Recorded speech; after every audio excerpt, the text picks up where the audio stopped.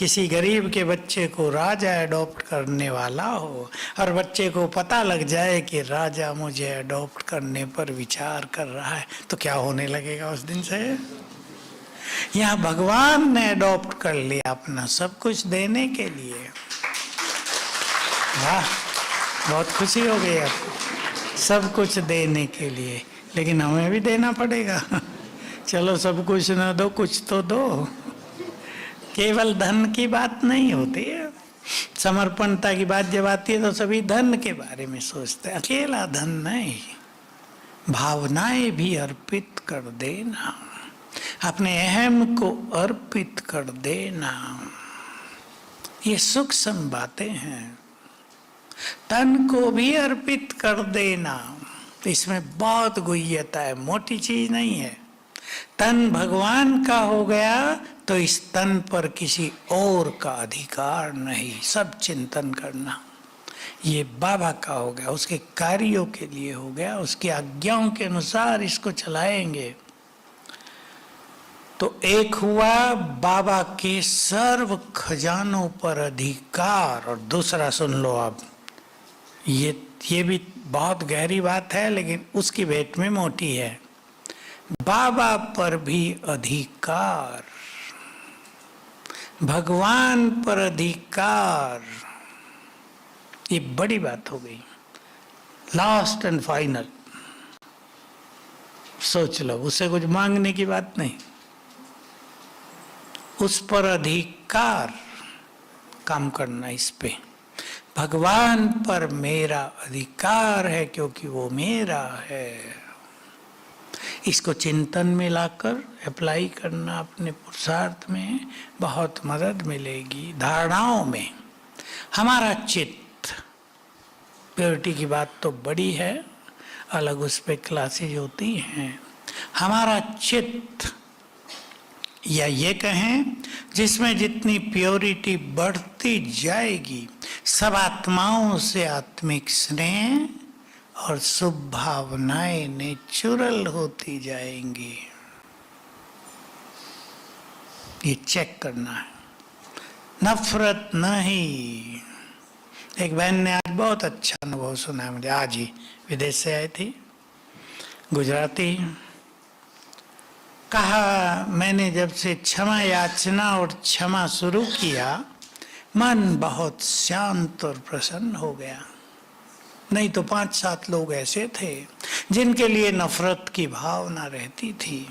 इसने मेरे से ऐसे किया, सबको रहती है ना, इसने ऐसे किया, इसने ऐसे किया। कहा मैंने सबको क्षमा कर दिया, चित्त शांत हो गया, बहुत खुश रहने लगी मैं। बहुत इंपॉर्टेंट धारणा है। बदले की भावना ब्राह्मण जीवन को भी, दुनिया में किसी के जीवन को भी अशांत, तनाव से भरा हुआ, परेशानियों से भरा हुआ बना रही है। क्षमादान दें, बड़े ही छोटों को क्षमा कर सकते हैं ना। हम बड़े हैं या नहीं? बड़े। बाबा की मुरली में तो बहुत सुंदर शब्द आया था, आप सब नोट करते होंगे, नहीं करते हैं तो अभी कर लो। तुम धरा के चेतन सितारे हो, साकार मुरली में था। तुम नक्षत्रों से महाबलवान हो। आई याद? अभी हफ्ते पहले की बात है। नक्षत्रों से भी महाबलवान हो तुम। बाबा हम सभी को हमारी याद दिलाते हैं। हम अपने को ही भूल जाते ना, छोटी समस्या आ गई तो थोड़े परेशान, भूल गया हम बहुत शक्तिशाली हैं। शुभ भावनाएं और स्नेह से चित्त भर गया हो। धारणा, आत्मा पूरी तरह संतुष्ट हो जाए। संतुष्ट रहना अपने हाथ में है।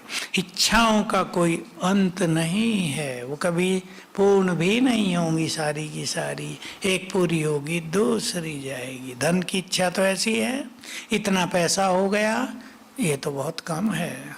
बढ़ा दो बढ़ गया, ये उसकी भेंट में तो कम है, उसके पास तो ज्यादा है। और ये तृष्णाएं मनुष्य को सुख से जीने नहीं देती हैं। संतुष्ट आत्मा, भगवान मिल गया, मन की भाग दौड़ शांत। सभी माताएं भाई विचार करेंगे, चित्त शांत हुआ या भाग दौड़ उलझने बाकी हैं। उलझन वालों को इस जीवन का सुख नहीं मिलेगा। छोड़ दे बहुत सारी इच्छाओं को, बेकार की इच्छाएं बहुत रहती हैं। अपने को नम्र चित्त, पोलाइट, हम्बिल बना देखो, ये योगियों की पहचान है। सूक्ष्म दृष्टि में मैंपन का त्याग, ये बहुत सूक्ष्म धारणा है हमारी। मैंपन को छोड़ते चलें। सेवाओं में सेवा सभी कर रहे हैं, मैंपन न हो। सेवाओं में दो भाव सभी धारण करेंगे, निष्काम भाव, समर्पण भाव। दो बहुत उच्च कोटि की धारणाएं हैं। सारी श्रीमद् भगवत गीता में ये दो शब्द बार बार आ गए। योगी समर्पित भाव से जीते हैं, निष्काम भाव से कर्म करो। अर्जुन को तो ये कहते हुए दिखा दिया, वहां तो श्री कृष्ण को दिखाते हैं ना, बोल रहा है तुम ये भी छोड़ दो संकल्प, हम जीतेंगे या हारेंगे। तुम्हारा कर्तव्य है युद्ध करना, केवल युद्ध करो, दोनों कामनाओं से परे। ये सिखाया गया है। कर्म करते हुए हार जीत, लाभ हानि, सुख दुख की भावनाओं से परे, तो रिजल्ट अच्छा मिलेगा ना, सुख ही मिलेगा, दुख नहीं। लाभ ही होगा, हानि नहीं। जय होगी, पराजय नहीं। सदा सफलता मिलेगी। दोनों चीजों पे ध्यान दें। हम निष्काम होते जा रहे हैं। सेवा भी हमारा बहुत अच्छा सब्जेक्ट है। मुख से हमें ज्ञान भी देना है, तन मन धन से भी सेवा करनी है। आप सब कर रहे हैं बहुत, हमें कुछ कहना नहीं है, लेकिन सूक्ष्म धारणाएं ये हैं। मन सात द्वारा, रोज मुरलियों में आता है, शक्तियों का सकाश देने की सेवा। बोल द्वारा ज्ञान देने की सेवा, कर्म द्वारा गुण दान का अर्थ होता है हमारे कर्म क्षेत्र पर हम ऐसे रहें कि हमसे दूसरे लोग गुण सीखते रहें।